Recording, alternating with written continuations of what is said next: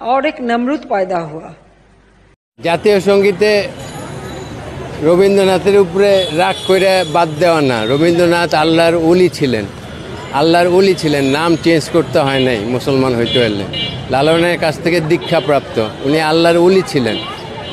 ঠিক আল্লাহ কোলের হয়ে মরে জানি, কোলের হয়ে জানি। আরে এরা কারা, কোত্থেকে এলো এরা?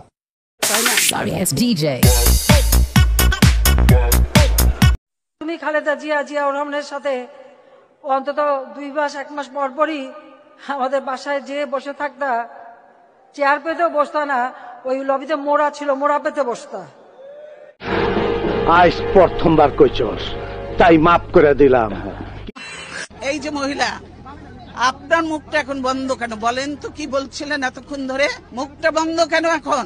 দেশ কোথায়? গোপালী? গোপালগঞ্জ জেলার নামই বদলিয়ে যাবে, বুঝছেন?